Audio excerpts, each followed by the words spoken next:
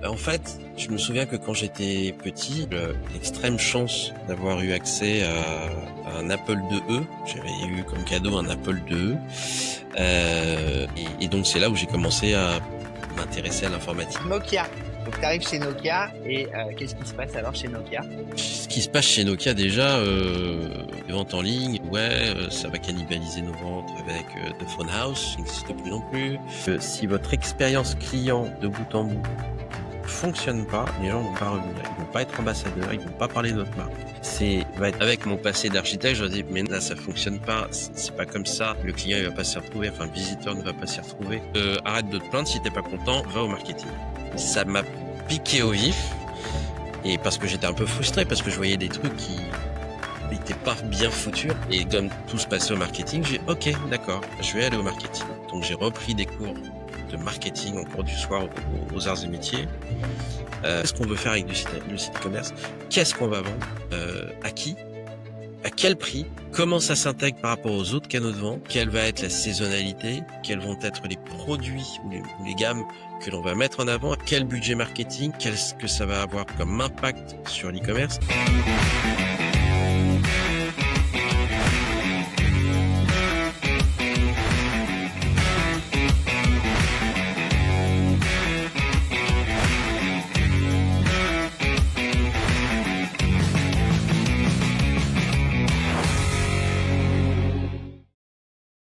Block Tech is the only white label software in the world offering fractional real estate crowdfunding with a royalties-based model. Block Tech allows you to convert every client in your database into investors. Set the minimum amount you want and let your clients acquire fractions of real estate properties.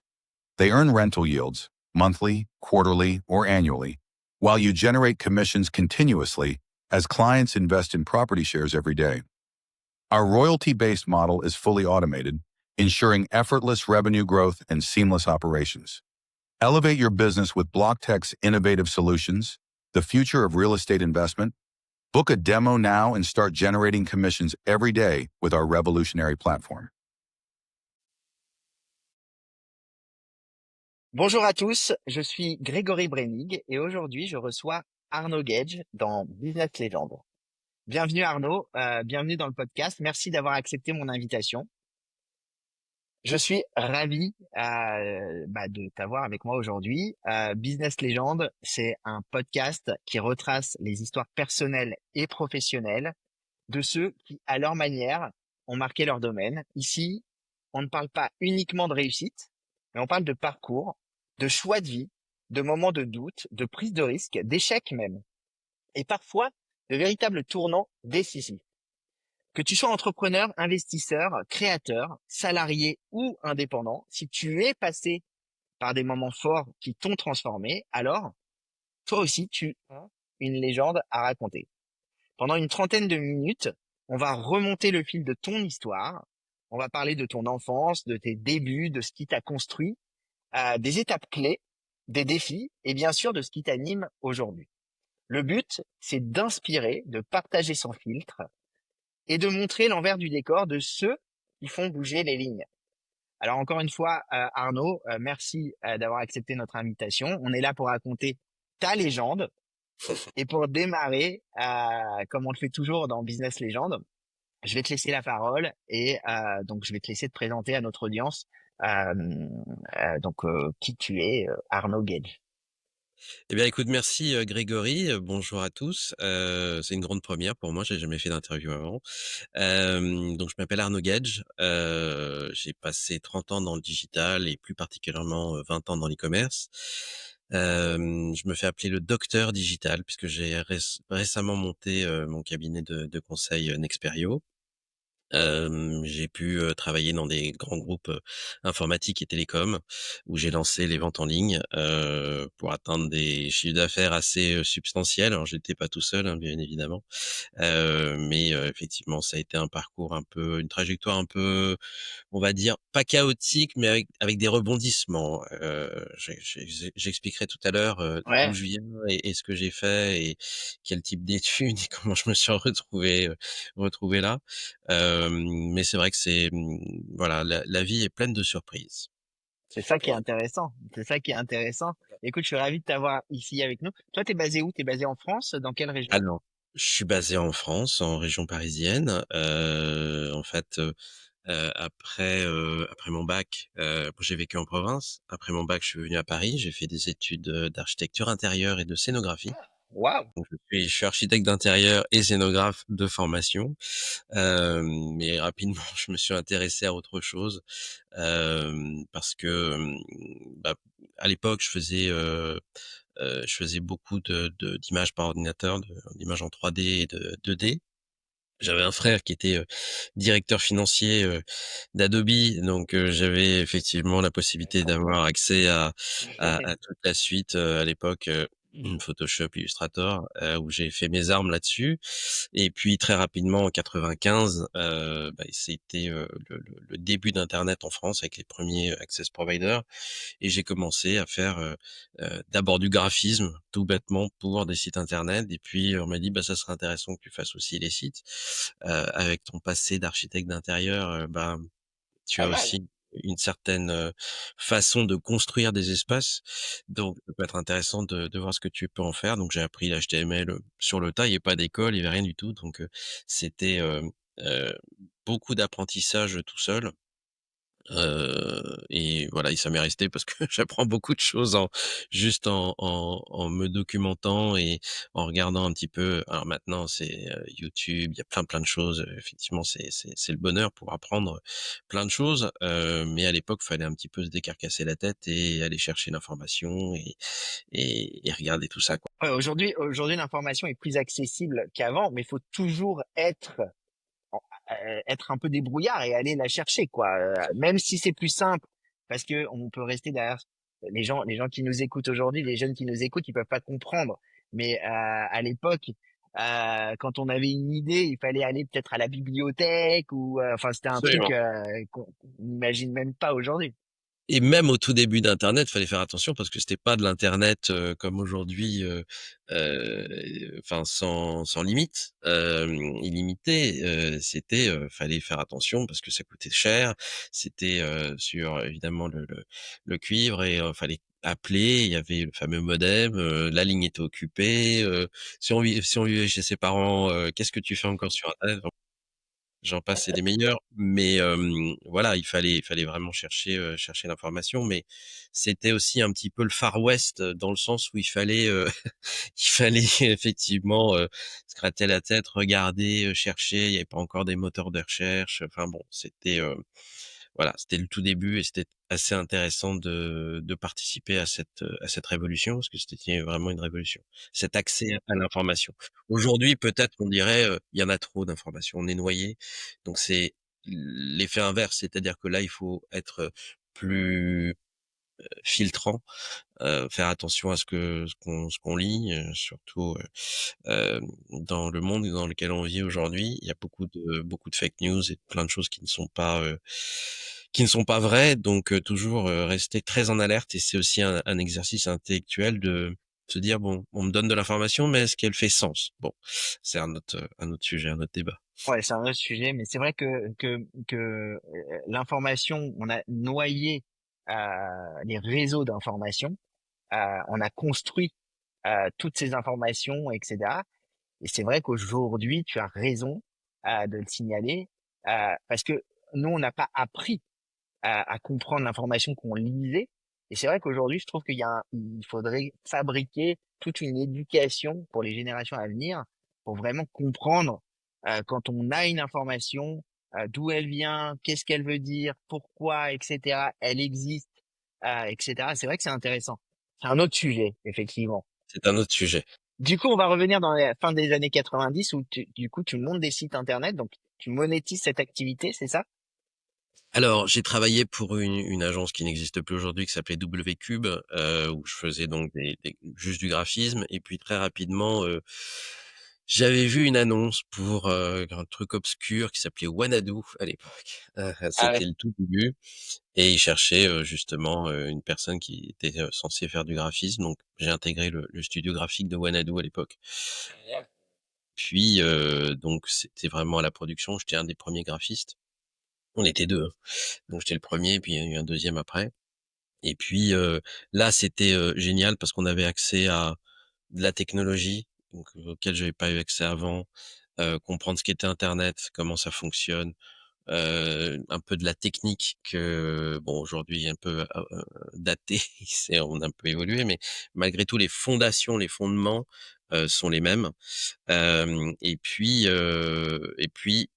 souvent, on recevait, donc des cahiers des charges où il fallait faire des sites internet selon telle et telle chose et puis avec mon passé d'architecte, je leur dis: «Mais non, là ça fonctionne pas, c'est pas comme ça, le client il va pas s'y retrouver, enfin le visiteur ne va pas s'y retrouver, ze oh arrête de te plaindre, si t'es pas content, va au marketing» et ça m'a piqué au vif et parce que j'étais un peu frustré parce que je voyais des trucs qui étaient pas bien foutus, on va dire et comme tout se passait au marketing, j'ai OK, d'accord, je vais aller au marketing. Donc j'ai repris des cours de marketing en cours du soir aux arts et métiers, pour justement pouvoir intégrer. Je m'étais mis d'accord évidemment avec les RH,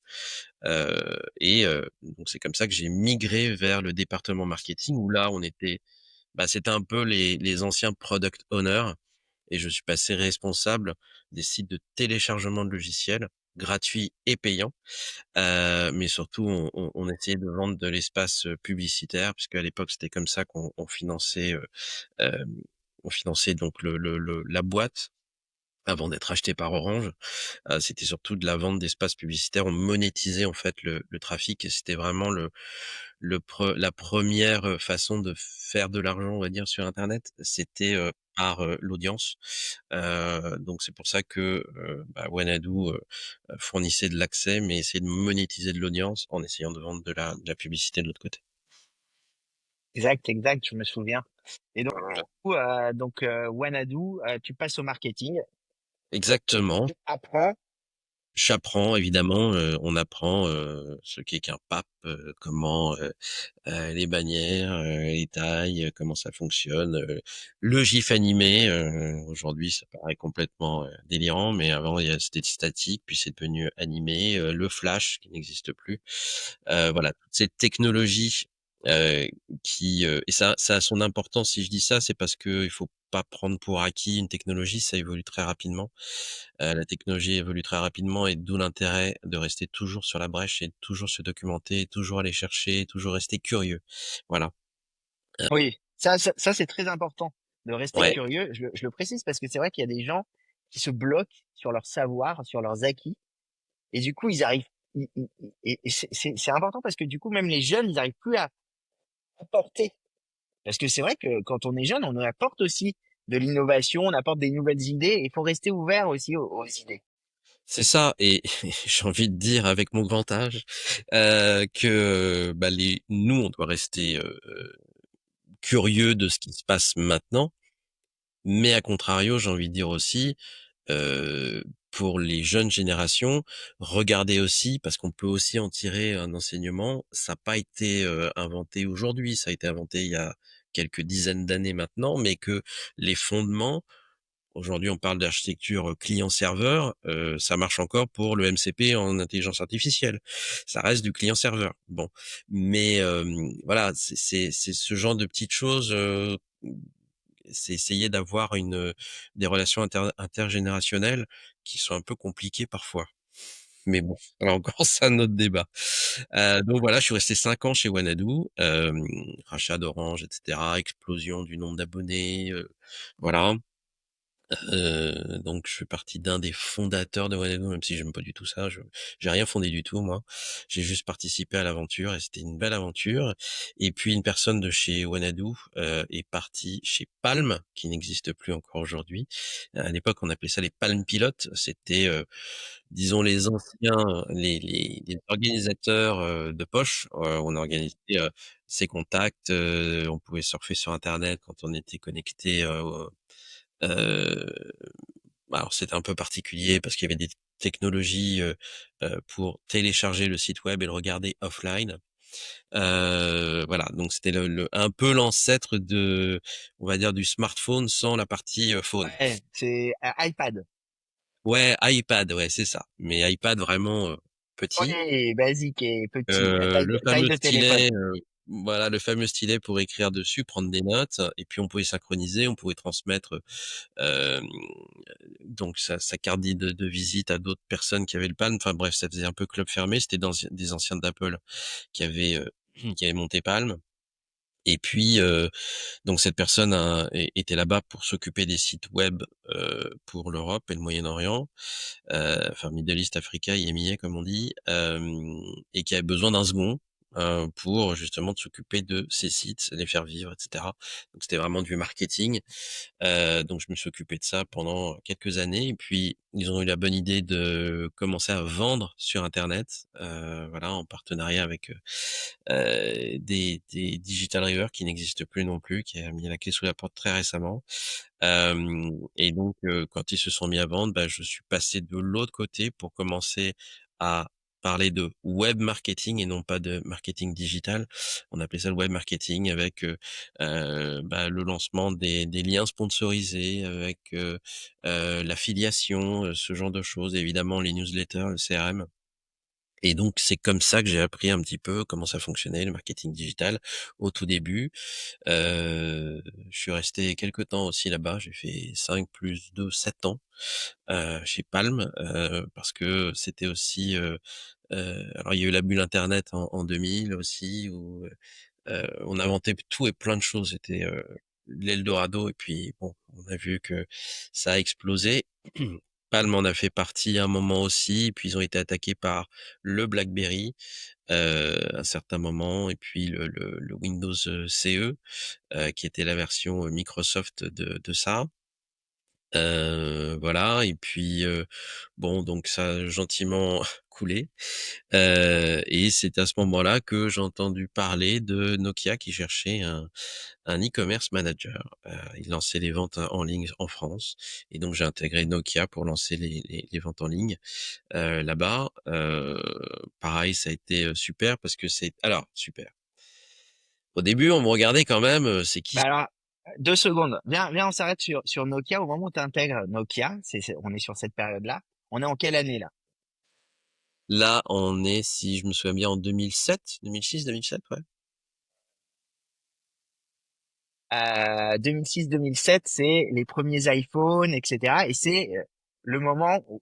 Pas encore les iPhones, ça a été juste après. C'est-à-dire que, Nokia était le leader sur le marché de Ouais, la téléphonie avec, le N95 à l'époque, entre autres. Donc, tout le monde avait un Nokia, enfin il y avait un Nokia, il y avait un peu de Motorola en face, Ericsson, Sony Ericsson. Ericsson bien sûr, il y avait bon quelques acteurs, mais Nokia était, vendait des téléphones par palette et enfin c'était juste, un très, très impressionnant et ça a été un vrai succès. Et je dirais de la même manière que pour Palm, il y avait un peu cette arrogance du leader, parce que, bah, l'iPhone est arrivé: «Oh, ça marchera jamais, il y a pas de clavier», parce que chez Nokia, il y avait des claviers Exact. et même des petits claviers QWERTY. Ils n'y connaissent rien en téléphonie, ça ne fonctionnera pas. C'est quoi cette histoire après d'applications qu'on peut rajouter? Bref, ils ont Et tu l'as précisé, tu as expliqué d'ailleurs à l'instant que c'était des anciens d'Apple chez Palm. oui, Et je sais pas si cette anecdote est vraie, mais il y avait une anecdote de Steve Jobs, a priori, qui, au moment de lancer, du coup, avait jeté un de ses directeurs marketing ou je sais plus, directeur produit, qui voulait absolument intégrer un stylet dans un absolument, iPhone ou je sais pas quoi. Il lui dit, mais t'as 5 stylets au bout des doigts, absolument. t'as pas besoin d'un stylet supplémentaire. Et d'ailleurs, quand l'iPhone a été lancé, je me souviens de la présentation de Steve, il y avait effectivement, un Nokia avec, le stylet, le BlackBerry si je me souviens bien et donc il disait: «Voilà, il y a un problème, c'est que là, il y a un stylet, là, il y a, un clavier physique qui coupe une partie de l'écran.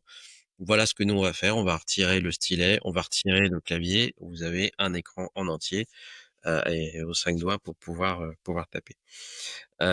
Donc c'était aussi très intéressant parce que c'était très en mutation. Il y a beaucoup d'idées que Apple a, enfin beaucoup, il y a quelques idées qu'Apple avait, récupérées, de Palm, notamment le fameux petit bouton sur le côté pour le mettre en vibreur. Ça, c'était originellement sur les Palm. Même quand il a lancé, c'était pas l'iPad, mais c'était iPod. l'iPod, merci. C'était aussi il y avait eu un produit qui s'appelait Live Drive chez Palm, qui était en fait un disque dur avec un écran, on avait sa musique, on pouvait faire plein de choses avec, c'était super. Bon voilà, c'était une époque un peu bénie et puis, faut aussi penser aux ingénieurs de General Magic, que personne connaît. Il y a un documentaire sur General Magic où en fait, on va retrouver, côte à côte les ingénieurs qui ont inventé Android et qui ont inventé iOS et qui travaillaient Ouais. ensemble. Donc, Mais toute cette ça c'est l'histoire du monde technologique parce que c'est pareil pour Apple et Microsoft. Euh, absolument. Steve Jobs et Bill Gates, voilà. Et c'est pareil dans toutes les industries. Tout le monde part d'un point de départ ensemble et 20 ans, 30 ans, 50 ans plus tard, chacun a sa boîte, chacun a pris des directions, chacun est leader plus ou moins. En fait, je me souviens que quand j'étais petit, j'avais eu l'extrême chance d'avoir eu accès à un Apple IIe. Enfin, j'avais eu comme cadeau un Apple IIe. Euh, et donc, c'est là où j'ai commencé à m'intéresser à l'informatique et vraiment voilà, c'était pour moi War Games. Ce film a été fondateur à l'époque parce que Ok. on pouvait faire plein de choses avec ça. Et d'ailleurs, dans mes webinaires sur l'intelligence artificielle que je donne, je fais le comparatif quand on voit le protagoniste dans ce film qui instruit son ordinateur pour aller chercher de l'information et lui redonner. C'est la même chose qu'on fait aujourd'hui avec une IA, c'est-à-dire qu'on va instruire cette IA pour recevoir de l'information formatée. Hein, évidemment, il y a un gap de Bien sûr. technologique et de performance, mais c'est un peu le même principe. Et donc pour moi, voilà, me dire, avec cet outil, on peut faire, plein de choses, aussi bien, du graphisme, écrire, dessiner, penser, enfin c'était un peu une ardoise magique, très, très magique. Donc voilà, c'est pour ça que ça m'a intéressé et puis oui, je me souviens que quand, je partais, en Californie, quand je travaillais chez Palm, pour aller, travailler, enfin voir mes pairs, aux US, puisque tout le web était, quand même dirigé par les US. C'était aussi magique parce que j'étais dans la Silicon Valley, il y avait Microsoft d'un côté, enfin pas Microsoft, il y avait Apple d'un côté, il y avait, Silicon Graphics qu'on connaît plus, enfin plein d'acteurs et d'être, là-dedans, c'était un peu, oui, moi aussi je veux en faire partie. Bon, mais voilà, j'ai pas monté de start-up. Enfin, presque, mais pas complètement. Voilà. J'ai compris, j'ai compris. Donc Nokia. Donc tu arrives chez Nokia et qu'est-ce qui se passe alors chez Nokia? Alors, ce qui se passe chez Nokia déjà, bah, les ventes en ligne, ouais, ça va cannibaliser nos ventes avec, The Phone House, qui n'existe plus non plus. Ça va créer, enfin ça va pas être bon pour le business, quoi. Et c'est vrai que, même chez Lenovo, c'est la même chose. Au début, on regardait enfin, à cette époque-là, on regardait les ventes en ligne comme étant, des choses qui vont cannibaliser, d'une manière ou d'une autre, les ventes. Au lieu de se dire: «Bah non, on va essayer d'être intelligent». Et ça fait partie de la stratégie e-commerce, c'est qu'est-ce qu'on vend? À qui? Comment? À quel prix? Comment ça s'intègre avec les autres canaux de distribution? Alors maintenant aujourd'hui c'est voilà, c'est la règle, mais à une époque c'était, «Non, non, tu pas ce produit-là parce qu'il est réservé à telle personne. OK, mais est-ce que je peux avoir une autre couleur par exemple, qui ne sera pas vendue, chez lui? Lui peut avoir une autre variante». Enfin, il y avait plein d'astuces pour justement éviter cette cannibalisation. Il a fallu beaucoup de temps pour que ça rentre un petit peu dans les esprits de manière à se dire, bah, en ayant un portfolio un peu différencié, lui, il va avoir, j'en sais rien, 8 mégas de mémoire, à l'époque c'était petit, ou 16, et puis lui, il va en avoir enfin, une couleur différente, et puis lui, c'est la couleur spéciale pour, tel et tel distributeur. Puis Orange, on va leur faire, une comment? Heu, logiciel spécifique parce qu'ils ont besoin de logiciels spécifiques. Bref, il y avait plein d'astuces et au début, c'était un petit peu compliqué de faire rentrer ça, dans les mœurs et puis quand je leur ai expliqué, bah, ça peut être aussi un laboratoire.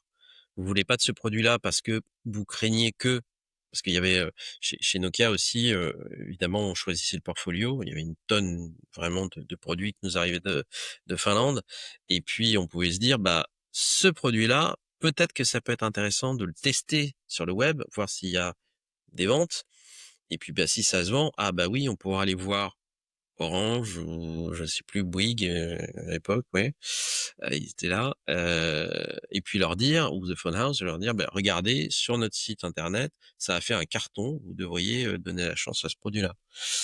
Donc voilà, donc c'était, un petit peu, compliqué, mais bon, malgré tout, au bout de 3 ans, on a atteint, un chiffre d'affaires de l'ordre de 15 millions de dollars sur le site web, donc c'était plutôt pas mal. J'ai adoré travailler dans cette, entreprise, aller en Finlande, à Helsinki, et puis, j'ai vraiment, j'ai un de mes meilleurs amis maintenant, qui on s'est rencontrés là-bas, mais voilà, qui est un de mes meilleurs potes Génial. maintenant. Qui est finlandais? Pas du tout, qui est franco-brésilien. Franco-brésilien.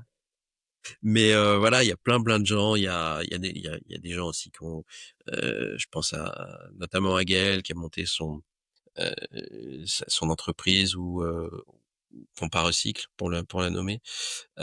Qui a, justement, s'est dit, avait cette conscience déjà sur, l'économie circulaire. Il faut, impérativement, arrêter de polluer et essayer de donner, un moteur pour pouvoir, dire: «Bah, j'ai ce produit-là, qui va me le reprendre au meilleur prix?» Donc c'est ce fameux comparateur de repreneurs de téléphone, et il y a plein de gens qui sont sortis de là, qui ont monté des entreprises et qui sont, maintenant, que je revois de temps en temps et c'était intéressant aussi parce que, bah, Nokia leader, et puis on peut tomber très rapidement quoi, donc c'est aussi une leçon d'humilité, et de se dire, tu peux pas être premier tout le temps, Ouais. à n'importe quel prix et fais attention aux nouveaux entrants, reste curieux encore une fois, de ce qui se fait parce que, on parlait pas de disruption à l'époque, mais presque. Non, mais c'est vrai et voilà, il faut faire très attention, quand on est leader ou quand ça marche, à rester humble, à toujours faire attention aux sous, ses investissements marketing et être sûr que derrière il y a du profit. Donc c'est déjà ça m'a appris déjà à penser à se dire: «OK, tu investis, mais derrière, c'est quoi ton PNL? C'est quoi ta marge? C'est quoi ton profit?» Même si j'avais pas tous les chiffres parce qu'ils nous bridaient un petit peu, mais de J'imagine. manière à penser, à se dire, «Tu veux vendre ce produit, OK, mais tu es prêt à faire quoi et tu es prêt à laisser quoi pour vendre ce produit? Est-ce que c'est rentable au final? Est-ce qu'il vaut pas mieux travailler sur le volume? Est-ce qu'il faut pas mieux travailler sur, la valeur?» Enfin bon bref. Commencer à apprendre les techniques de vente et à savoir ce que ça veut dire en termes d'impact sur le PNL. Ah, c'est clair. Ouais, non, la question c'était, toi, t'étais chez Nokia au moment où justement tout commence à se tomber. Que je suis arrivé et puis ça marchait super, N95 génial, des cartons, pleins, enfin c'est tous les produits qui sortaient, c'était, une demande de malade et puis sortie de l'iPhone et là, OK, on va peut-être répondre à l'iPhone avec un produit qui était pas ça quoi, on va dire, et puis la lente il suffit de rater en téléphonie, suffit de rater, 2 ou 3 lancements de produits et c'est mort, hein. C'est très difficile de revenir. Donc comme Apple a justement, fait des lancements réussis avec le gourou Steve, qui présentait, bah, oui, mais c'est aussi ça le marketing. C'était plus simple, et puis de l'autre côté et ben, voilà, ça doucement mais sûrement, périclité et puis à un moment, nouvelle plateforme e-commerce, avec, beaucoup d'investissements. Je crois que c'était 5 millions de dollars à l'époque, et puis, bon, on va diviser les coûts par, le nombre de pays et puis celui qui est plus bénéficiaire, bah, la personne s'en va. Et c'était mon cas parce qu'effectivement, absorber ce coût-là sur, juste la France avec, malgré tout un chiffre intéressant, voilà, en termes de PNL, on devient négatif. Donc je suis parti, il y a une rupture, conventionnelle.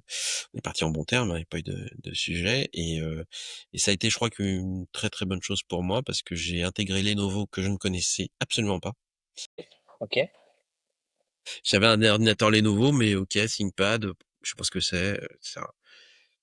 Donc je me suis un peu renseigné et puis je crois qu'ils avaient ils avaient déjà quelqu'un, en tête qui était en interne, qui est devenu un copain après. Heu et ça s'est pas fait parce que forcément j'avais plus de enfin je venais de ce monde-là, donc lui était plutôt commercial et bon bref ça s'est pas fait, mais il a trouvé un autre poste à l'intérieur, il était très content. Et donc j'ai intégré Lenovo, même chose, Lenovo ça faisait quoi? Peut-être, 90-95 du chiffre en indirect par, grossiste revendeur, ou, grand compte ou, voilà. Donc vente en ligne, qu'est-ce bon, donc là pareil, il a fallu, batailler et puis, heu, j'ai eu un boss exceptionnel, en la personne de John Lynch. Bon, il va pas écouter parce qu'il est irlandais, donc je suis pas sûr qu'il écoute, enfin qu'il écoutera ce podcast. Pourquoi pas? Peut-être s'il est On traduit. met, on met des sous-titres non, mais on met des sous-titres en anglais dans tous nos Parfait. épisodes. Donc John, merci beaucoup de m'avoir, fait confiance, et ça a été un boss, génial avec qui j'ai pu échanger. On avait parfois des choses qui fonctionnaient pas, où on n'était pas d'accord, mais peu importe, c'était quelqu'un qui restait ouvert, qui m'a beaucoup appris. Et ça a été vraiment génial de faire partie de son équipe. Donc il m'a fait confiance pour la France, et puis après, en fait, il avait en tête d'ouvrir l'Europe du Sud, donc avec, Espagne, Italie et puis Portugal. Bon, ça s'est fait après qu'il soit parti. Mais ça a été un super boss et puis, c'est là où j'ai rencontré aussi, Ajit, le vice-président qui est toujours en poste, heu et qui est une brute de travail, quelqu'un qui calcule la vitesse de la lumière et qui m'a vraiment appris le métier de vendeur. Enfin, en tout cas d'e-commerçant. C'est-à-dire que, toutes les semaines, on avait, cette business review, donc et il fallait expliquer pourquoi ça marchait pas, mais aussi pourquoi ça marche. Donc c'est là où rapidement, on apprend à lire les KPI très rapidement, Alors comprendre c'est ça. et comprendre là où ça Toi, fonctionne. Arnaud, tu es l'incarnation de la vente par le marketing. En fait, ton parcours, vraiment, c'est vraiment ça, parce qu'aujourd'hui, le marketing, ça doit vendre. C'est, c'est, c'est, il y a même des boîtes qui ont presque plus besoin de vendeurs, quoi. Il y a plus besoin de vendeurs en e-commerce. Les sites de Ouais. e-commerce, c'est le marketing qui vend. Alors je suis pas tout à fait d'accord avec ça, parce que avant le marketing, avant tout ça, si on n'a pas une bonne stratégie de vente, et donc c'est une stratégie, Oui, mais globale qui s'inscrit dans la globalité de la stratégie de l'entreprise et vraiment qu'est-ce qu'on va vendre? Qu'est-ce qu'on veut faire avec le site e-commerce? Qu'est-ce qu'on va vendre? À qui? À quel prix? Comment ça s'intègre par rapport aux autres canaux de vente? Quelle va être la saisonnalité? Quels vont être les produits ou les gammes que l'on va mettre en avant? Avec quel budget marketing? Qu'est-ce que ça va avoir comme impact sur l'e-commerce? J'ai développé très récemment un outil, e-commerce, un calculateur e-commerce, qui est sur mon site internet. Je donnerai, l'adresse si ça intéresse des gens, et qui permet, en fonction d'un chiffre d'affaires, d'une marge, de certains KPI, d'investissement marketing, de bâtir son plan de vente sur l'année avec quels vont être les investissements marketing, quels doivent être les volumes de vente, à quel prix. Et c'est un outil qui m'aurait bien aidé à l'époque quand j'étais chez Lenovo parce qu'on faisait ça, à la mano sous Excel. Mais c'est un truc, magique parce que ça permet effectivement d'avoir en tout cas un guide et de se dire: «Bon là je suis en dessus, là je suis au-dessus, là je suis en dessous, il faut rattraper, de quelle manière?» Et c'était ça qu'on faisait toutes les semaines avec Ajit et toute la cohorte de mes pairs dans les autres régions, et expliquer pourquoi ça marchait pas. Là, ta marge elle est trop haute, donc tes ventes bah elles sont pas en regard de ce qu'il faut. Marge trop haute, c'était pas bon. Là, ton pricing est certainement pas, il est off. Voilà, c'est toutes ces composantes là qu'on regardait avec des dashboards et on passait au grill toutes les semaines. Et c'est là où j'ai appris à effectivement, bah, très rapidement, en regardant un rapport de vente et un rapport de KPIs, de data, e-commerce, à rapidement voir, bah oui, là le trafic il est pas bon, ou là c'est ton taux de conversion qui est trop haut par rapport à ça, et puis c'est pas sur le bon produit que tu as envoyé, et que là forcément tu vas te retrouver avec trop de volume de vente, à regarder ton stock derrière, est-ce que tu as assez de produits pour, enfin toutes ces choses-là qui, et puis en plus, chose, qui est, le véritable avantage, en tout cas concurrentiel chez Lenovo, c'est qu'on faisait vraiment des produits à façon. C'est-à-dire du build to order, du configuration to order, du CTO comme on l'appelait. C'est-à-dire que quand on achetait un ordinateur, on allait bah, changer l'écran, on allait changer, enfin, on pouvait changer l'écran, on pouvait changer le clavier, avoir un clavier QWERTY pour une raison ou pour une autre, évidemment la mémoire, le processeur, etc. Ce qui fait qu'il y avait une multitude de combinaisons possibles, Exact. et c'était branché directement euh, donc aux usines. Donc c'était d'un point de vue juste technique, pour euh, l'architecture e-commerce, c'était très compliqué. Mais c'était vraiment génial. Et donc avec tout ça, en termes de technique de vente, on pouvait se dire, bon, là, on a besoin de vendre des produits un peu plus spéqués, enfin un peu plus solides. Donc on allait dire, bah, vous avez 30% de réduction sur le prix du processeur supérieur. Exact. Donc c'est un argument massu marketing, 30%. Ah, super, Bien sûr. ou même 50%. Sauf que sur le prix total du produit, ça faisait quelques pourcents, 5, 6, je me souviens plus, mais rarement au-dessus de 8.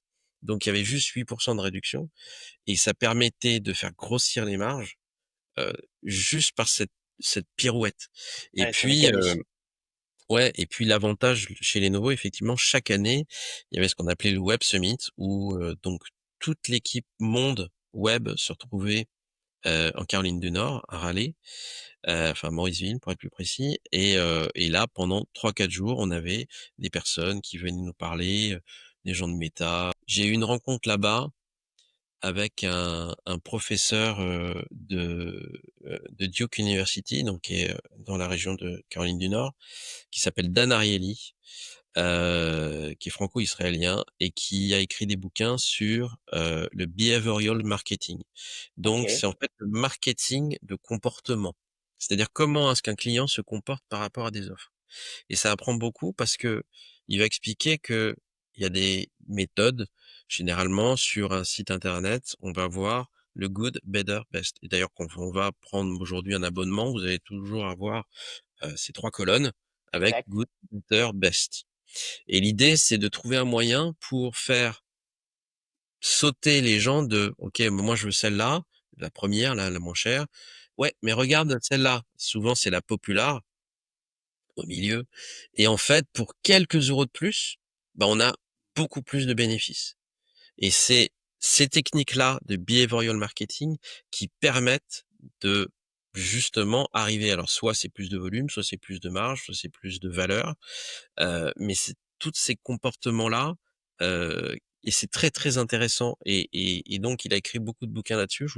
Vraiment, je vous enjoins à les lire parce qu'on apprend beaucoup sur le positionnement de son offre. Bah, c'est intéressant. On va les mettre dans le descriptif. C'est cool. Ouais. Et c'est, enfin, c'est moi, ça m'a beaucoup apporté, et voilà, et c'est des petites, techniques, et c'est pareil, récemment, j'avais une cliente qui me disait, ah oui, mais mon packaging me coûte, elle vend des crèmes, etc. Elle me dit: «Mon packaging me coûte très, très cher, je sais pas si, et puis, ces histoires de droits de douane, aux US, et blablabli, blablabla». Je lui dis: «Peut-être faut faire comme dans la grande distribution. Tu vends au même prix ton produit, mais au lieu que ça soit, 150 millilitres, bah, ça serait être 125». Donc c'est une petite astuce, c'est très peu perceptible par le client, Exact. finalement, mais en termes de coût, de production, bah, tu vas gagner dessus, donc fatalement ta marge va être, Exact. meilleure et ça va te permettre de te donner un petit peu de volant d'action.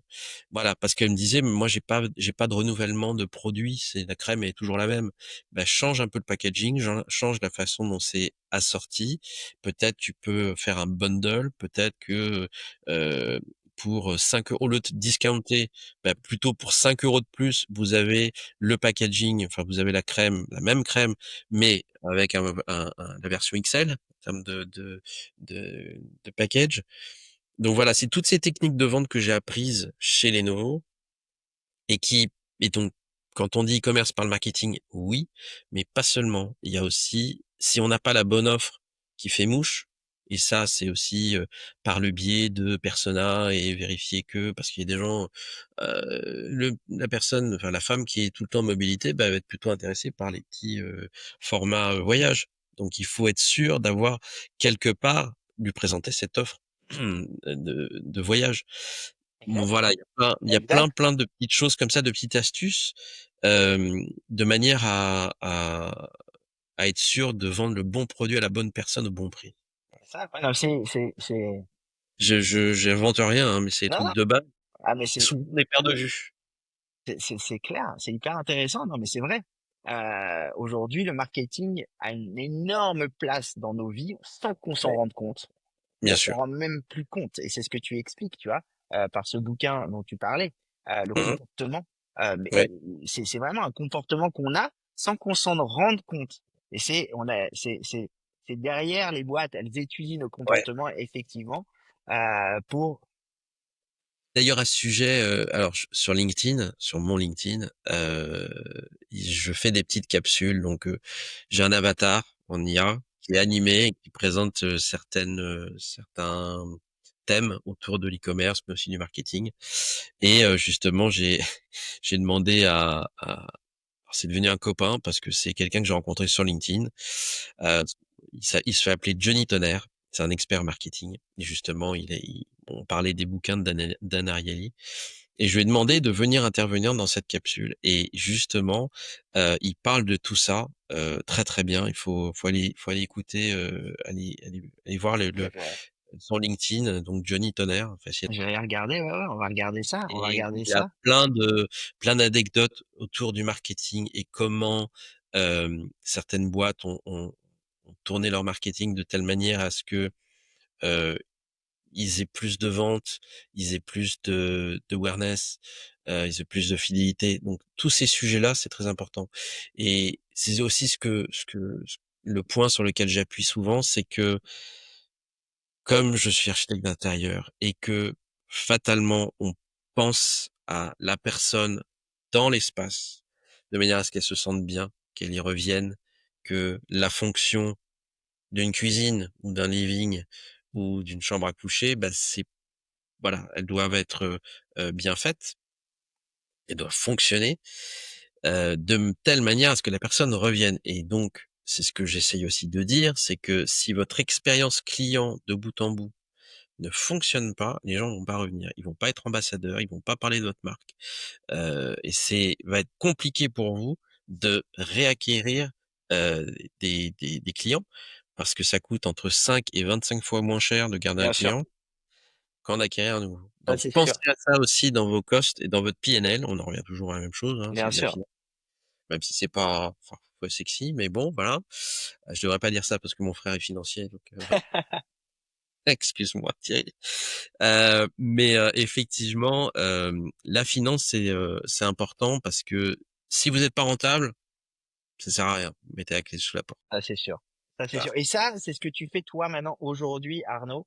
Euh, Oui, absolument. tu enseignes, tu consultes, tu fais des consultations. Alors, j'ai enseigné en école de commerce il y a longtemps, à l'IPAG, mais non, j'ai plus le temps de faire ça. En revanche, aujourd'hui, donc j'ai mon cabinet de conseil qui s'appelle Nexperio, où effectivement, on parle de stratégie, mais je peux aussi aider sur, des choses en implémentation, sur, je sais pas, mettre en place une nouvelle plateforme voilà, ou discuter avec, des équipes marketing.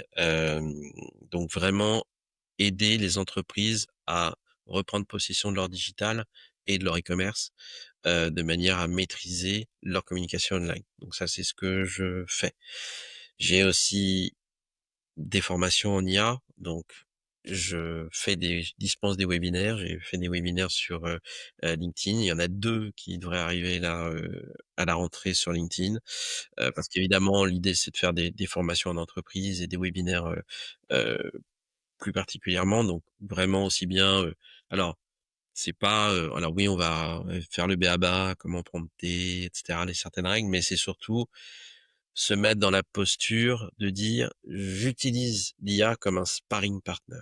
C'est-à-dire, ça va être la personne, l'outil qui va m'aider à avancer et pas qui va me remplacer et pas qui va faire mon truc à ma place. Ça va m'aider justement à me dépatouiller la tête, à ce que j'ai en tête, aussi bien, texte que audio que vidéo, hein, enfin qu'image surtout. Et donc voilà, c'est ce que j'essaye de faire passer. Donc ça, c'est les 2 mamelles de ce que je propose, on va dire, mais aussi tout ce qui est, expérience client et comment, un client, vous allez vous occuper de lui de bout en bout. Donc voilà, ça c'est un peu les 2 choses principales. Heu, j'ai d'autres projets, donc j'aide un copain, italien qui est en train de monter un événement qui s'appelle Nova, qui va se tenir, à Milan, en 2026, mi-2026.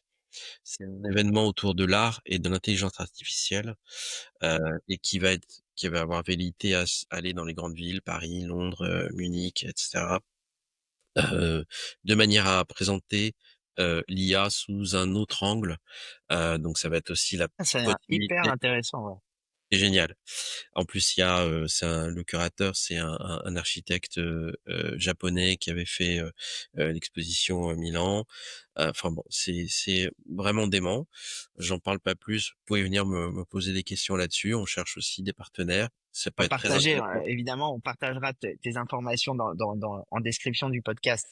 et ça peut être très intéressant pour certaines entreprises justement qui sont, sur l'IA pour, heu, constructeurs informatiques, mais pas que, peut-être même, beauté ou parce que quand on voit L'Oréal et ce qu'ils font, en IA, c'est juste démentiel.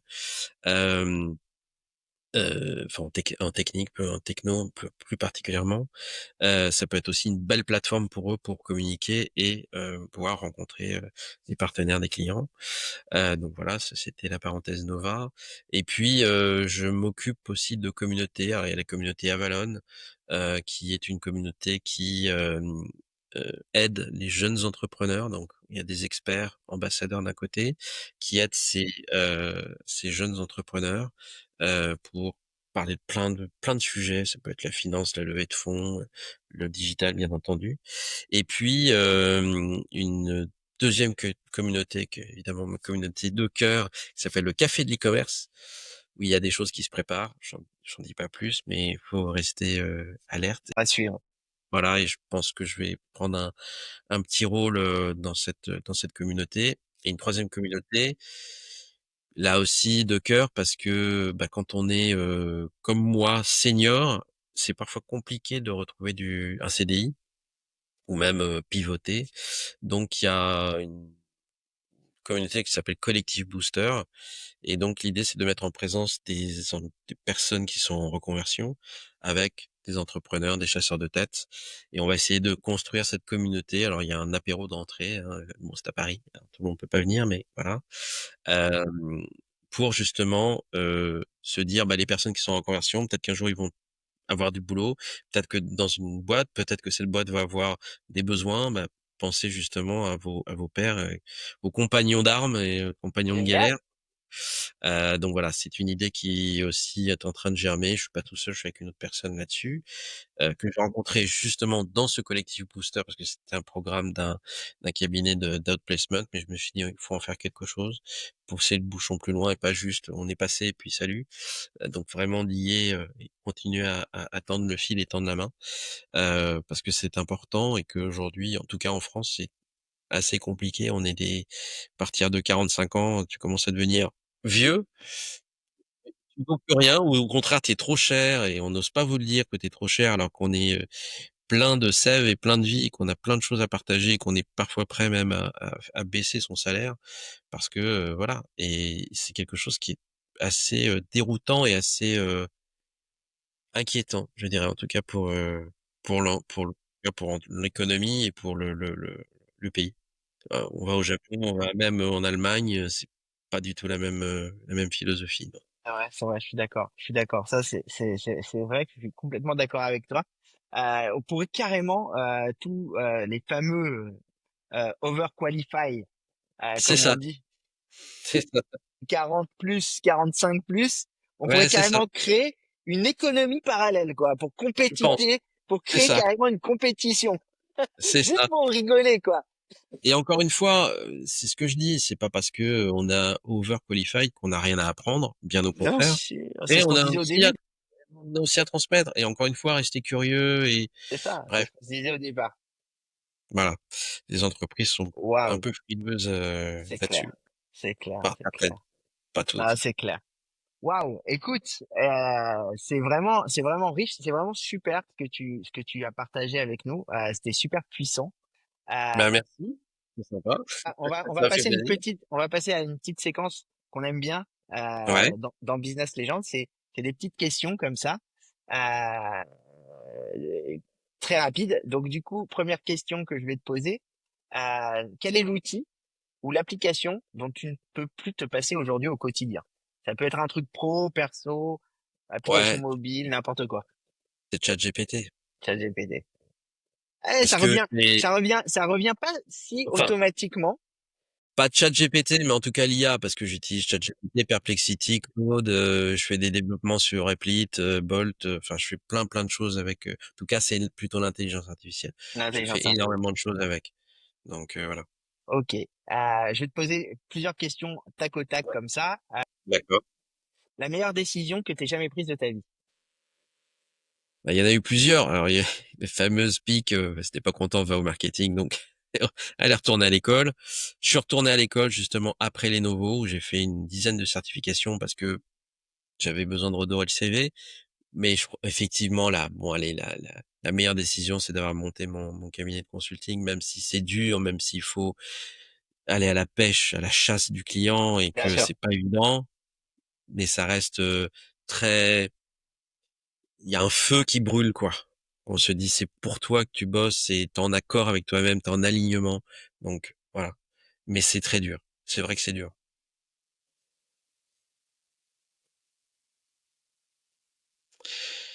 Bah, une chose que j'aurais aimé savoir plus tôt. En fait, j'ai envie de dire, parfois, il faut se tromper pour avancer. Donc, si tu sais le truc d'avance, bah, t'as pas l'expérience du truc ou de la chute, et donc t'as pas appris. Donc, finalement, non, faut rester persévérant, mais j'ai pas vraiment de choses que j'aurais aimé savoir plus tôt. Ouais, tu préfères, préfères avancer, quoi. On Learning avance by, et on apprend ouais. Moi, learning by je comprends. experiment. Quand on voit mon parcours, j'ai beaucoup appris sur le tas, finalement. Ouais, bien sûr. Et sur le tard aussi. Non, mais c'est vrai. Donc c'est pour ça que j'ai envie de dire, fais-toi ta propre expérience. C'était mon frère aîné qui m'avait dit ça. Mon frère aîné m'avait dit: «Fais-toi ta propre expérience». C'est resté. Intéressant, intéressant. Non, mais c'est vrai ce que tu dis. La dernière question pour finir. Pour toi, quelle est ta propre définition du succès? Alors, le succès, c'est pas la renommée, c'est pas l'argent, c'est pas ces ça c'est un peu du bruit ou en tout cas ça vient avec, ça viendra. Je pense que le vrai succès c'est un peu bateau presque, mais bon, j'ai envie de le dire quand même, c'est d'être fidèle à ses valeurs. C'est d'être avoir pleine satisfaction de son travail parce qu'on l'a fait avec droiture, on l'a fait avec honnêteté, on l'a fait avec professionnalisme et on va en retirer la meilleure satisfaction possible. Donc, on aura on aura eu ce succès par rapport à ce qu'on pense, par rapport à ce qu'on dit, par rapport à ce qu'on est.